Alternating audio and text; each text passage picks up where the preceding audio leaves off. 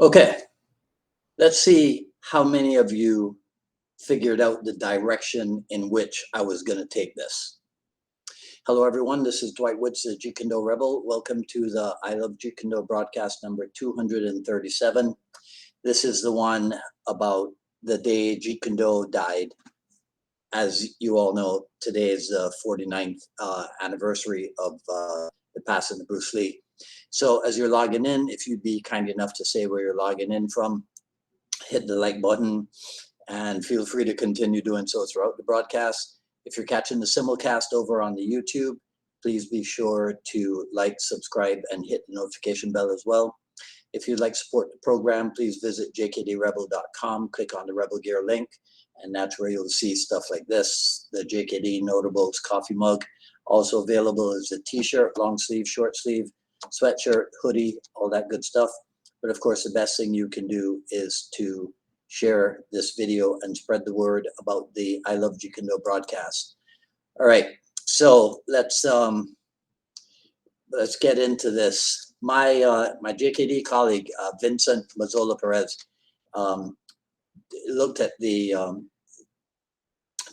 pictures, the photos that I used in the preview postcard, right? And he said those are some heavy pictures, and he's right. What I was hoping that people would notice is that they are photos from Bruce Lee's funeral and not photos from July 20th, 1973, because I don't have any of those. I don't know if anybody does, but I don't have any pictures from July 20th, 1973, right? But I did it to make a point. Let me turn it into a question. What do you think happened on this fateful day 49 years ago? Before you answer, let me repeat the question in a similar vein. What happened on May 4th, 1938? What happened on April 26th, 1969? And more recent past, what happened on January 29th, 2009? So I'll tell you. May 4th, 1938, Jigoro Kano died. April 26, 1969, Morihei Ueshiba died. And on January 9th, 2009, Helio Gracie died, right? Obviously, what these gentlemen have in common with Bruce Lee is that they're all founders of a martial art method. So hopefully you see by now where I'm going with this. Do you know of anyone who talks in terms of judo having died in 1938, Aikido having died in 1969, or Gracie Jiu Jitsu having died in 2009 when the founders passed away? The answer is no. And when you think about it, wouldn't it be ridiculous to think in those terms? Look at how much judo has developed in the years since the passing of the founder. Aikido has developed. Gracie Jiu Jitsu has developed. And in their developing, I'm sure there have been rifts and controversies and splits and whatever in this direction and whatever in that direction. But you never hear anybody talking about judo dying, Aikido dying, Gracie Jiu Jitsu dying. So why do they do this with Bruce Lee? See, so the whole title of today's broadcast, The Day Jeet Kune Do Died, is a misnomer. It's not. It's not July 20th, 1973. It's the day that Bruce Lee died, not his art, and certainly not his philosophy.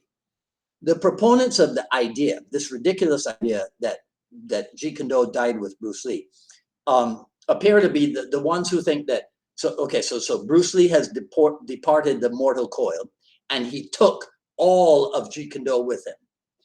And I've come to gather that some of these people are encouraged in this way of thinking when they hear people like Dan Inosanto say only Bruce Lee could do things certain ways, which appears to convince them that Jeet Kune Do is then only what Bruce Lee could do.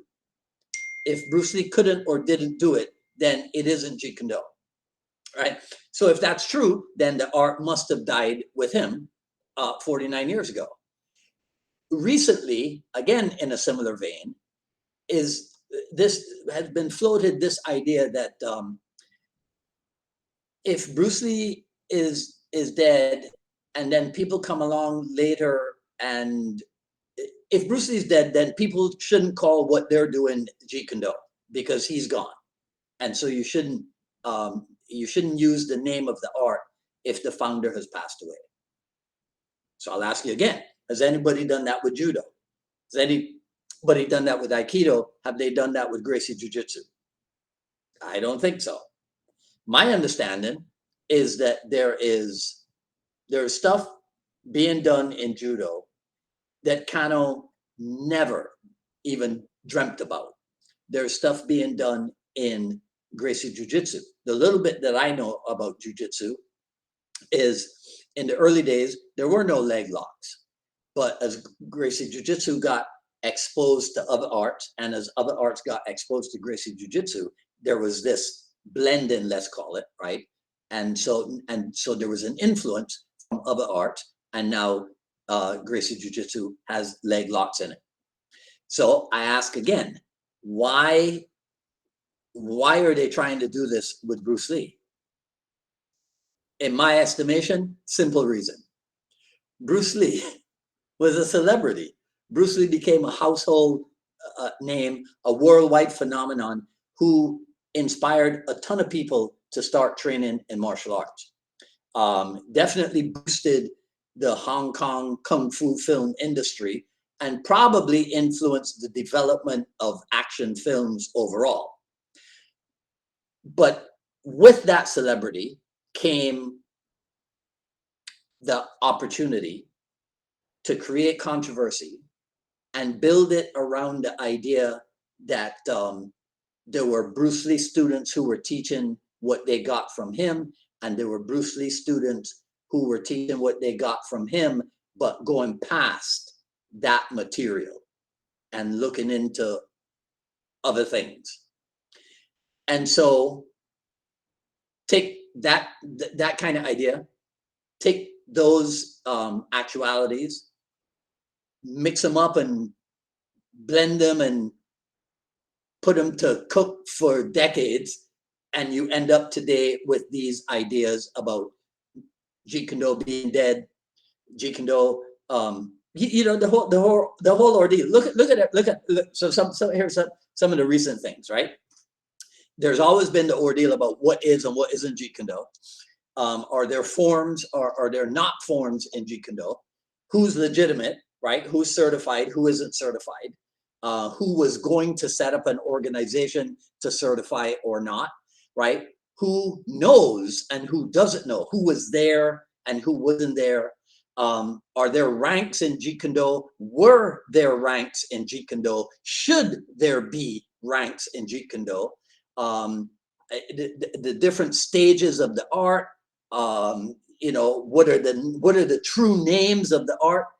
What would Bruce Lee have done had he lived? And on and on and on. And this is really leading me to think that there are many people out there in Jeet Kune Do who are at the stage where they should be listening more, they should be asking more questions, and they should be trying to work things out rather than talking a whole lot about Jeet Kune Do. So I'm going to close and ask you to keep this in mind.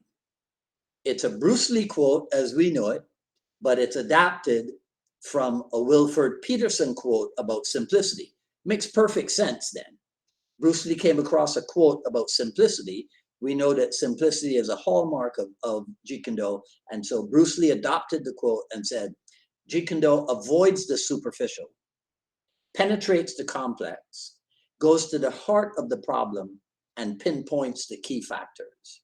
I think if you keep that kind of thinking in mind, it just might color your approach to Jeet Kune Do discussion and Jeet Kune Do debate. So what say you? You think do you agree it was Bruce Lee who passed away, or did Jeet Kune Do die with him and everything else that I talked about? Let me know what you think in the comments below. That's all I got to say about this video. If you like what you heard, please comment, rate, subscribe, and hit the notification bell. Follow me on Twitter at Dwight Woods and on Instagram at Dwight D. Woods. Remember that at paypal.me/UnifiedMA Miami is the Jeet Kune Do Journey Volume 1, raw but edited first edition. And coming up, do I have it here? I should have it. Yes, okay, there we go. Put that up there. Coming up on this Friday, 6 p.m. Eastern Time, Jeet Kune Do Dialogues episode, a return visit of my two Trini partners, G. Anthony Joseph and Marvin Ishmael. So come hang out with three carabiners and see what kind of trouble we get ourselves in. All right, okay, and that's about it. So today's a blue day. There you go. All right. And so see some of you at 6 p.m. If not, see you next week for another issue of the I Love Jeet Kune Do broadcast. Until then, this is Dwight Woods, the Jeet Kune Do Rebel, signing off. You guys enjoy the rest of your day. Take care. Be safe. Talk soon.